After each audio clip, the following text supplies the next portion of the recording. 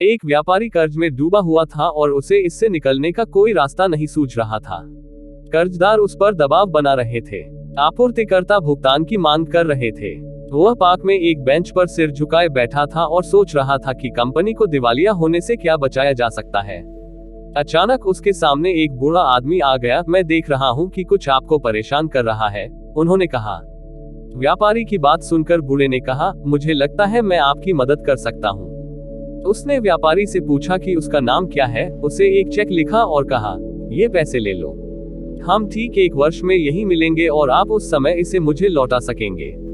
उसके बाद वह घूमा और जैसे अचानक प्रकट हुआ था वैसे ही गायब हो गया।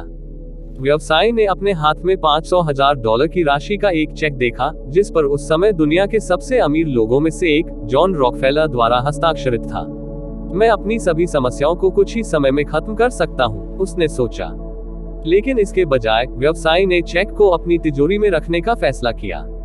इसके अस्तित्व के बारे में केवल एक विचार ने उन्हें अपने व्यवसाय को बचाने के लिए समाधान खोजने की ताकत दी।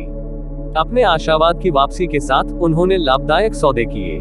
कुछ महीनों के दौरान वह कर्ज से मुक्त हो गया और फिर से पैसा कमाना शुरू कर दिया। ठीक 1 साल बाद वो उसी चेक के साथ पार्क में लौटा। तय समय पर बूढ़ा व्यक्ति फिर प्रकट हुआ और उसी समय जब व्यवसायी ने चेक वापस करना चाहा और अपनी सफलता की कहानी साझा करनी चाही, तो एक नर्स ने दौड़कर बूढ़े व्यक्ति को पकड़ लिया। मुझे बहुत खुशी है, मैंने उसे पकड़ लिया, उसने चिल्लाकर कहा। मुझे आशा है कि वह आपको परेशान नहीं कर रहा था। वह हमेशा घर से भाग जाता है और बताता है कि वह जॉन रॉकफेलर है। व्यापारी हतप्रभ रह गया। पूरे वर्ष के दौरान वह एक व्यवसाय बना रहा था, खरीद और बिक्री कर रहा था। उसे यकीन था कि उसके पास $500 मिलियन है। और अचानक उसे एहसास हुआ कि यह वास्तविक या काल्पनिक पैसा नहीं है जिसने उसके जीवन को बदल दिया है।